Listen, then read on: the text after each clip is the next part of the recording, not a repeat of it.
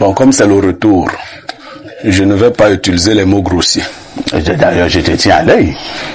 Bon, mais imaginez donc qu'un recteur soit en conflit avec son ministre de l'enseignement supérieur, et le recteur sont en conflit parce que chacun a voulu recruter 10 étudiants, 10 enseignants. Après le conflit, on décide de recruter les 20, c'est bien. Si le premier ministre est en conflit avec un autre ministre, quand ça se bloque, on recrute tout le monde. Si le président Biya est en conflit avec Kamto, on nous recrute 2 présidents, c'est simple. Ça, c'est ton interprétation. C'est de l'imbécilité. Il n'y a rien là-dedans. Mais Blériot, il faut la paix. Pierre Blériot, il y a également eu une autre actualité. Il y a une forte actualité d'ailleurs. C'est dans le domaine du sport. L'ancien bras de fer, on mettrait les guillemets à ancien, bras de fer entre la FECAFOOT et le MINSEP. On a donc l'impression que les deux entités ont fini par signer, par fumer le calumet de la paix avec ce communiqué conjoint qui faisait fusion des deux staffs, que ce soit le staff nommé par le MINSEP ou le staff nommé par Samuel Eto'o, le président de la Fédération camerounaise de football. Le bras de fer FECAFOOT-MINSEP, finalement, on a eu droit à ce que certains qualifient de paix de braves. Alors, vous avez parlé de la paix des braves. Oui. Nous sommes une république. Bon, comme c'est le retour, je ne vais pas utiliser les mots grossiers. D'ailleurs, je te tiens à l'œil. Bon, mais imaginez donc qu'un recteur soit en conflit avec son ministre de l'enseignement supérieur, et le recteur sont en conflit parce que chacun a voulu recruter 10 étudiants, 10 enseignants. Après le conflit, on décide de recruter les 20, c'est bien. Si le premier ministre est en conflit avec un autre ministre, quand ça se bloque, on recrute tout le monde. Si le président Biya est en conflit avec Kamto, on nous recrute 2 présidents, c'est simple. Ça, c'est ton interprétation. C'est de l'imbécilité. Il n'y a rien là-dedans. Mais Blériot, il faut la paix. On ne fait pas la paix. Ce n'est pas ça la paix. J'ai essayé de farfouiller. Oui. La FIFA demande que les staffs aient 7 personnes. Parce que c'est ça le problème. On peut aller jusqu'à 11. Un pays pauvre à 18 membres. C'est vrai quand même que Blériot, pour vous relancer, moi je m'intéresse à la chose footballistique depuis de très longues années. C'est la toute première fois que je vois un staff technique aussi... Laisse le Cameroun, depuis que tu es né. Tu avais des non, depuis que vous tous vous êtes nés. Vous avez, si on associe nos âges ici, ça peut même faire 200 ans. Est-ce que nos 200 ans, nous avons bien entendu qu'il y a 18 personnes dans un staff? Vous avez le coach, Marc Brice. Tu peux la citer. Vous avez le premier assistant. Vous avez le deuxième assistant. Vous avez le premier adjoint. Ici, est-ce que vous savez que le total des places dans les grands stades, c'est 13? Les 5 autres vont s'asseoir où? Ils m'ont apporté là-bas. C'est vraiment, c'est ça donc la sauvagerie. Et cela ne vous garantit pas que la paix est revenue. Hein. Le problème, c'est seulement ici, pour ceux qui comprennent, qu'on a estimé que comme chacun avait déjà ces gens qui avaient déjà un salaire, ou qui prétendaient à un salaire, comment expliquer à tel que bon, vraiment, on ne sait plus comment on va faire. On a fait ça, ça ne signifie rien. Pour toutes les autres fédérations aussi, il faut donc doubler les staffs, d'une part. D'autre part, un malheur ne venant jamais seul. J'ai appris aussi que mon frère, président de la FECAFOOT, est suspendu pour 6 mois. Ouais. Ça fait quand même une place au niveau du staff. Non, lui ne s'assoit pas au niveau du staff. Il s'assoit où? Il s'assoit au niveau des tribunes. Bon, ok, d'accord. Non, ceux qui craignaient et qui disaient je vais parler, vous allez me faire quoi? Donc, quand votre enfant fait les bêtises à la maison, il est impoli, vous ne le punissez pas. Quand il sort, il va chez le voisin, parce que je vais vous raconter rapidement mon histoire. Quand la télé venait de sortir, moi, mon grand-père m'avait toujours traité comme un roi. Et on n'avait donc pas encore la télé, je vais chez les voisins, les enfants s'asseyaient au sol.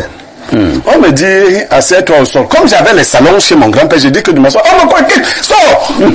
Rentrez chez vous.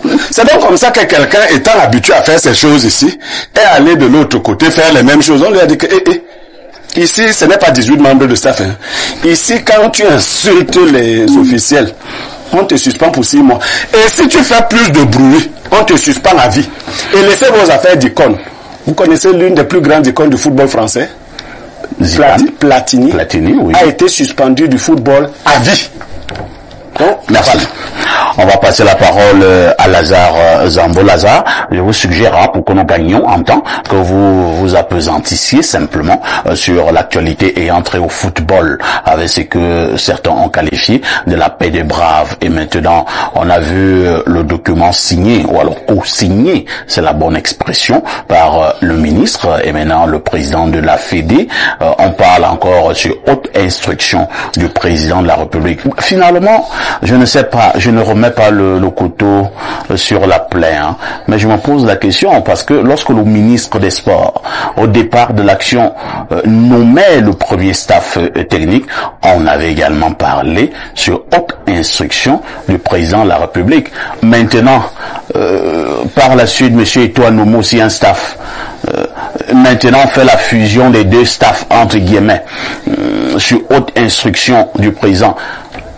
Ces hautes instructions ont-elles véritablement existé? Ou alors, on a simplement piétiné les hautes instructions du président?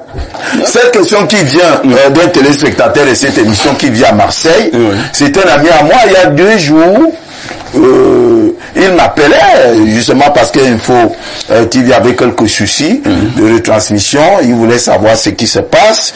Et avant la suite de notre conversation, il m'a posé la question que je pose aussi à Blériot, mais qui ne répondent pas. Comment lui vous posez la question?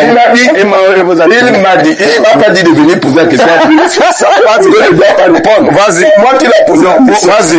Il m'a dit, pour qu'est-ce que Blériot a contre Samuel Eto'o? En tout cas, voilà sa question. Qu'est-ce que Blériot a contre... Non, ça va déjà. Non, il m'a posé moi. Toi, tu n'es pas Blériot. Est-ce que tu es Blériot? Posé à moi. Donne-lui mon numéro. Dis-lui clairement. Qu'est-ce que Bia a contre?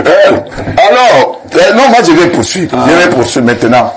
Pour parler de ce que vous appelez la paix des braves. On a pris beaucoup de temps en 1 minute. Oui, tout à fait. Parce que les autres doivent également intervenir. Oui, avec ce nouveau format du staff technique, je voudrais d'abord dire qu'il n'y a pas de nouveau format de staff technique.